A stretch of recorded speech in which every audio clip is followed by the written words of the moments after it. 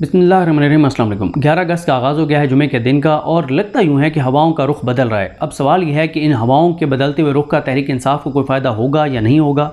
दूसरा सवाल ये है कि ये निगरान वज़ीर-ए-आज़म का मामला क्या चल रहा है। और तीसरा, जो समर अब्बास साहब ने ट्वीट किया है, जिसमें समर अब्बास साहब ने ये इशारा दिया है कि KPK के बाद PDM को झटका लग सकता है आज़ाद कश्मीर में। इन तमाम मामलात पर बात करते हैं। पहला ये है कि बिल्कुल ये बात तो वाज़ेह तौर पर नज़र आ रही है कि हवाओं का रुख बदलना शुरू हो गया है। जैसे मैंने आपको बताया पिछली वीडियो में, मैंने तफसील के साथ बात की कि जिस तरह से जो सियासी चमन उजड़ा है मौलाना फजलुर रहमान का और PDM का KPK में, वो आपने देख लिया कि PDM की हुकूमत रात 12 बजे तकरीबन ख़त्म हुई। 12 बजे सदर ने साइन किए और उसके बाद 16 घंटे के अंदर अंदर PDM के वज़रा जो हैं KPK में, उनसे इस्तीफ़े ले लिए गए, उनकी छुट्टी कर दी गई और चैप्टर क्लोज़ हो गया। और उसकी मैं सारी रीज़निंग दे चुका हूँ पिछली वीडियो में, उनको मैं नहीं रिपीट करूँगा। लेकिन उसके अलावा जो अपडेट है वो ये है कि जो गवर्नर KPK हैं उनका ओहदा भी ख़तरे में है। जिन मैंने सीनियर से बात की थी, जिनके नामों का मैंने हवाला दिया था KPK को जो कवर करते हैं पेशावर में जो मौजूद हैं, उन्होंने जो चीज़ें बताई हैं उसके मुताबिक यह है कि गवर्नर KPK की सीट भी ख़तरे में है, क्योंकि करप्शन लूट मार का जो असल मरकज़ी किरदार जिसको बताया जा रहा है वो मौलाना फजलुर रहमान के करीबी अजीज़ गवर्नर ग़ुलाम अली हैं।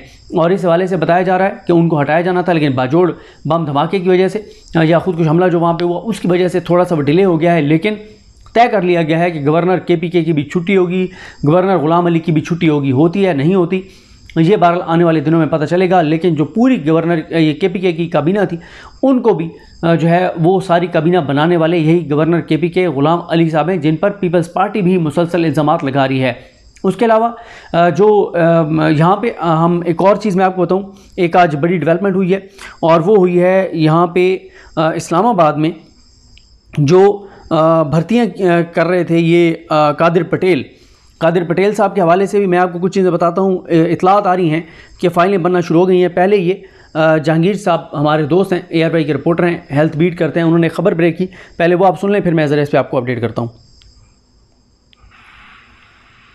और हुकूमत के जाते ही विफाकी अस्पतालों में की गई भर्तियां मनसूख कर दी गई।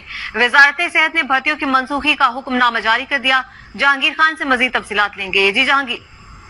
जी बिल्कुल, PDM सरकार की वजारत कौमी सेहत में नौकरियों की मुबैना फरोख्त के इल्जामात सामने आए थे, जिसके बाद हुकूमत जाते ही वफाकी अस्पतालों में की गई भर्तियां मनसूख करने के अहकाम जारी कर दिए गए हैं। पॉलीक्लिनिक और PIMS अस्पताल में की गई तमाम भर्तियां मनसूख कर दी गई हैं और ये भर्तियां वफाकी अस्पतालों से भर्ती का इख्तियार वापस लेकर वजारत सेहत ने खुद की थी। और इस हवाले से डिपार्टमेंटल सिलेक्शन कमेटियां 3 कायम की गई थी। PIMS और पॉलीक्लिनिक में ग्रेड 1 था 15 की भर्तियां गुज़िश्ता माह की गई थी। PIMS में ग्रेड था 1 था 15 की 349, जबकि पॉलीक्लिनिक में ग्रेड 1 था 4 की 60 असामियों पर भर्तियां की गई थी। जरा ये बता रहे हैं कि एक जो 14 ग्रेड की जो नौकरी थी उसको मुबैना तौर पर 18 लाख रुपए उसकी कीमत वसूल की गई थी, जबकि ग्रेड 12 की जो भर्ती थी उसके लिए 15 से 16 लाख रुपए की वो नौकरी फरोख्त की गई थी। मुबैना फरोख्त के इल्जामात के बाद तहकीकात इस वक्त जारी हैं और इस हवाले से साबिक वजीर सेहत के स्टाफ के एक रुकन पर ये इल्जामात किए जा रहे हैं कि वो नौकरियों की फरोख्त में मुलविस पाए गए हैं। बहुत शुक्रिया जहांगीर खान तफसीलात के लिए। देखें, ये जहांगीर खान साहब जो हैं ये ARY के रिपोर्टर हैं और हेल्थ बीट में मैं इनको नंबर 1 रिपोर्टर कंसीडर करता हूँ। बहुत ज़बरदस्त रिपोर्टर हैं, बहुत ज़बरदस्त इनके सोर्सेज हैं और इनकी जो ख़बरें हैं हेल्थ बीट में वो इस तरह की होती हैं, इन्वेस्टिगेटिव भी होती हैं। ये जो उन्होंने ख़बर दी है कि सैकड़ों भर्तियाँ जो कादिर पटेल करके गए हैं, अभी आप देखें कि उनकी हुकूमत को गए हुए 24 घंटे भी नहीं गुजरे थे कि 24 घंटे के अंदर अंदर गुज़िश्ता दौरे हुकूमत में की गई भर्तियों को मनसूख कर दिया गया। ये पहला महकमा है। अभी आगे आगे आप देखें होता क्या है। इनके करप्शन केसेस खुलने जा रहे हैं, ये उसके बाद पकड़े जाते हैं नहीं पकड़े जाते, ये अलग बात है। कुछ लोग तो ज़ाहिर जो लाडले होंगे प्यारे होंगे वो बच जाएंगे, लेकिन कुछ लोगों ने जितनी नंगी गंदी करप्शन की है उनके अगर हमारे इदारों ने मुदाखलत ना की, जिस तरह से पीछे हमने देखा कि इदारों ने अदालतों को मैनेज किया, जजेस को मैनेज किया, जिस वजह से ये सारे चोर डाकू लुटेरे बरी हुए हैं। अगर इस बार अदालतों को मैनेज ना किया गया, जजेस को मैनेज ना किया गया, जैसे इन चोरों डाकुओं लुटेरों को बरी करवाने के लिए मैनेज किया गया था, तो फिर आप देखेंगे कि ऐसे करप्शन केसेस सामने आएंगे कि अकल दंग रह जाएगी। आप हैरान हो जाएंगे कि हमारे मुल्क के अंदर ये हुआ है, इस तरह से नोचा गया हमारे मुल्क को, इस तरह से तबाह और बर्बाद किया गया हमारे मुल्क को, इस तरह से बुनियादें हिला के रख दी गई हमारे मुल्क के अंदर, और हज़ारों भर्तियाँ इन्होंने की हैं। उनमें से मैं ये नहीं कहता कि सब लोग पैसे दे के भर्ती हुए होंगे। अगर 1000 नौकरी है तो शायद उनमें 200-250 जो है वो मैक्सिमम 200-250, मैं बहुत बड़ी आपको तादाद बता रहा हूँ, 200-250 होंगे जो मेरिट पे भर्ती हुए होंगे, लेकिन अक्सरियत 80% जो नौकरियां हैं वो इन्होंने बेची होंगी, जहाँ ये रेट हमें सब पता है। लेकिन ऐसा दौर, ऐसे हालात कि आप रिपोर्ट नहीं कर सकते, जितनी यहाँ पे इस वक्त सख्ती है कि क्योंकि अभी भी कोई पता नहीं है कि कोई किसी आप वज़ीर का स्कैंडल ब्रेक करें जो वज़ीर रहा है और पता चले वो तो लाडला था, वो तो प्यारा था, और आपके गले पड़ जाए सारी चीज़। तो मसला ये है, बहुत नौकरियां बेची गई हैं, करोड़ों अरबों बनाए गए हैं, जो यूनिवर्सिटियां मंजूर हुई, जो मेडिकल कॉलेज मंजूर हुए, सब चीज़ें खुलने जा रही हैं, सब चीज़ें।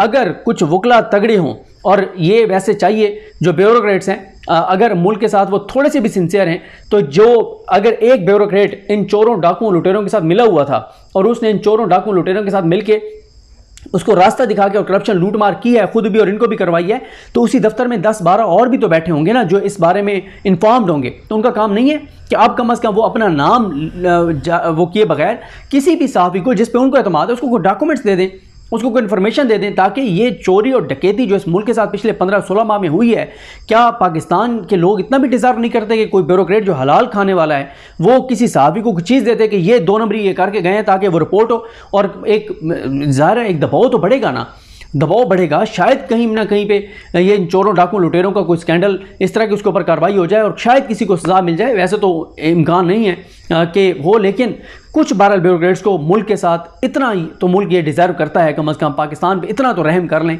कि कम अज़ कम जो ये 15-16 माह में हुए थोड़े से कोई डॉक्यूमेंट्स, कोई सबूत, कोई चीज़ मीडिया को दें, मीडिया को बताएं। मीडिया रिपोर्ट नहीं करेगा, डिजिटल मीडिया रिपोर्ट करेगा, सोशल मीडिया रिपोर्ट करेगा, ताकि थोड़ा सा इस कौम के सामने आना चाहिए। वैसे तो कौम को पता ही है कि जो ये मुल्क के साथ करके गए होंगे बहुत भयानक करके गए होंगे, लेकिन जो चीज़ें मैं सुन रहा हूँ वो आपकी सोच से ज़्यादा भयानक है जो ये करके गए हैं।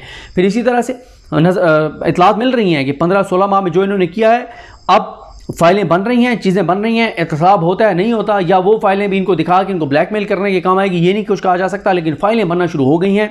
और फिर समर अब्बास साहब ने जो ट्वीट किया है, समर अब्बास साहब जो है हमने उस पर प्रोग्राम करते हैं, बड़े ज़बरदस्त सहाफ़ी हैं और बड़े ज़बरदस्त रिपोर्टर हैं, बड़े ज़बरदस्त एंकर हैं। सैयद समर अब्बास साहब ने ट्वीट किया कि KPK के बाद PPP और नून लीग को एक झटका आज़ाद कश्मीर में भी लगने का इम्कान है। ये ट्वीट किया है समर अब्बास साहब ने। देखें हर जगह पे इन्होंने 15-16 माह में, क्योंकि इनको ये था कि हमारे इदारे जो हैं वो इमरान खान के ख़िलाफ़ लड़ रहे हैं, हमारे अलावा कोई ऑप्शन नहीं है, तो इन्होंने खुला खाता नंगी और गंदी करप्शन किया। और ये एक किरदार जो वज़ीर सेहत के साथ था, उसके बारे में तो इतलात ये भी हैं कि वो पाकिस्तान से या तो फ़रार हो चुका है या पाकिस्तान से फ़रार होने वाला है। और कल ही डॉक्टर बाबर अवान साहब कोर्ट में मिले मुझे, इस्लामाबाद कोर्ट में, जब इमरान खान साहब की मेन अपील पे समाअत थी, तो उन्होंने कहा कि इस पे बात होनी चाहिए कि जितने ये मिनिस्टर्स थे और फौरी तौर पे इनके जो फ्रंट मैन थे, जो इनके लोग थे, इन सारों के नाम ECL पे डालने चाहिए कि पाकिस्तान से फ़रार ना हो सके, ये भागेंगे पाकिस्तान से, जाएंगे पाकिस्तान से।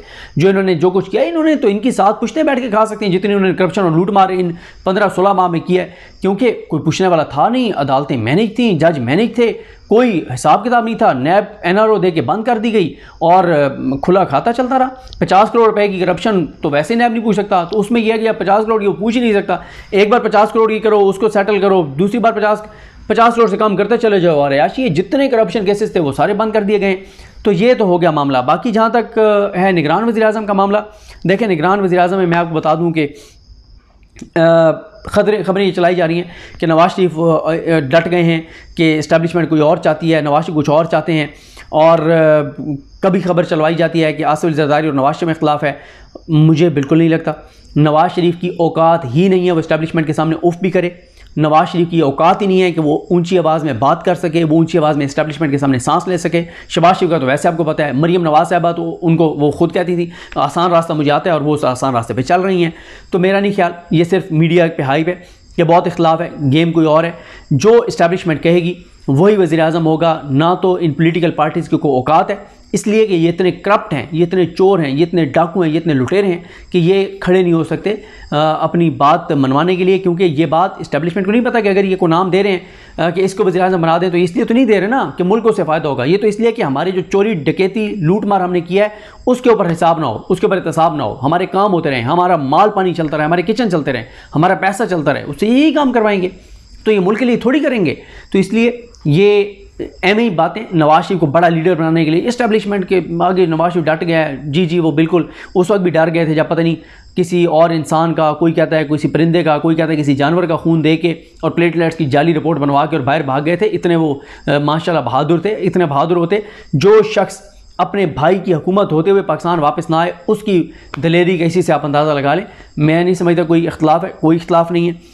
डिलेइंग के मुझे नहीं समझ आती कि क्यों, अभी वैसे टाइम है, कोई और मामला होगा, कोई और चक्कर होगा। इख्तलाफ वाली बात नहीं है, क्योंकि नवाज शरीफ की इतनी जुर्रत है ही नहीं इख्तलाफ वाली। नवाज शरीफ सर झुका के नौकरी करने वाला है और इसी से आप अंदाज़ा लगा लें कि उन्होंने अपनी बेटी को भी खामोश करवाया हुआ है। ख़बरदार कोई ट्वीट किया, ख़बरदार को बयान दिया, हाँ ये मग शक बनाओ और इस तरह का। और अब मेरे ख्याल है मरीम नवाज़ साहिबा को एक जो है वो यूट्यूब चैनल बनाना चाहिए और वो जाती उमरा में कुत्ते भी रखे हुए होंगे, बिल्लियाँ भी रखी हुई होंगी, परिंदे भी रखे हुए होंगे, उनके ऊपर वीडियोज़ करें, उनके ऊपर एक यूट्यूब चैनल बनाएं, वो चीज़ें करें। और क्योंकि हमारे एक दोस्त भी हैं, वो भी कहते हैं आजकल वो घर बना रहे हैं अपना संगजानी वाली साइड पे इस्लामाबाद में, तो वो आप यही कहते हैं पॉलिटिकल तो उस तरह से बात हो नहीं सकती। तो मैं उधर जाऊंगा, जब मैं शिफ्ट हूँगा, मैं कुत्ते रखूँगा, बिल्लियाँ रखूँगा, परिंदे रखूँगा, उनके ऊपर वीडियोस करूँगा और उसके ऊपर मैं अपनी मसरूफियत रखूँगा यूट्यूब चैनल पर। पॉलिटिकल बात तो आप करना बड़ा मुश्किल है और ख़तरनाक है, तो शायद मैं यही काम करूँ। तो मरीम नवाज़ साहिबा भी इस तरह की मसरूफियत रखें, कुत्ते बिल्लियाँ और इस तरह की चीज़ें पालें और देखें और अपने आप को बिज़ी रखें। या ये मग शक जो बनाए हैं, हाँ ये ज़रूर, कोई कपड़े डिज़ाइन करने वाला वो जो काम करती हैं अपना हिना परवेज़ भट्ट साहिबा, उस तरह का। और या जो है वो कोई अच्छा, क्योंकि मरीम नवाज़ साहिबा की ये इस तरह की कोई मतलब मसरूफ़ तो उन्होंने ख़ुद को रखना है ना। वैसे तो मुझे पूरा यकीन है कि वो किसी और नाम से ट्विटर अकाउंट होगा, उससे बहुत से ट्वीट्स भी कर रही होंगी और हो सकता है इदारों के ख़िलाफ़ भी ट्वीट्स कर रही हों, क्योंकि वो रह नहीं सकती बहरहाल अपना गुस्सा एक्सप्रेस किए बगैर। जहाँ पर उन्हें कुछ गुस्सा आता होगा वहाँ से ट्वीट्स भी कर रही होंगी। वैसे अपने अकाउंट से तो वो बिल्कुल बेहतरीन अंदाज़ में चल रही हैं और बयान भी वो कोई नहीं दे रही, पोलिटिकल एक्टिविटी भी कोई नहीं कर रही। अगर कहीं पर कोई गुस्सा आता होगा किसी और अकाउंट से कर देती होंगी, लेकिन वैसे वो तय तो ये कर चुकी हैं कि अब उन्होंने जो है वो उस आसान रास्ते पे चलना है जिसका वो खुद बता चुकी हैं। लेकिन कभी कभी इंसान है, गुस्सा आ भी जाता है। वो पुरानी ज़ाहिर है, एक नवाज शरीफ साहब ने उनके अंदर इतनी नफ़रत भरी हुई है पाकिस्तान की फ़ौज की, शायद कभी कभी थोड़ा सा वो पुराने उनके जज्बात वो गालिब आते हों और वो कोई ना कोई ट्वीट करना हो तो वो फिर किसी और अकाउंट से करती होंगी। अपने अकाउंट से तो उनको मना है कि कोई बात आप नहीं करेंगी और वो उस पर बिल्कुल बेहतरीन अंदाज से चल रही हैं। मुझे अपनी दुआ में याद रखें। अल्लाह करीम हम सब का हमें नासर। अल्लाह हाफ़िज़।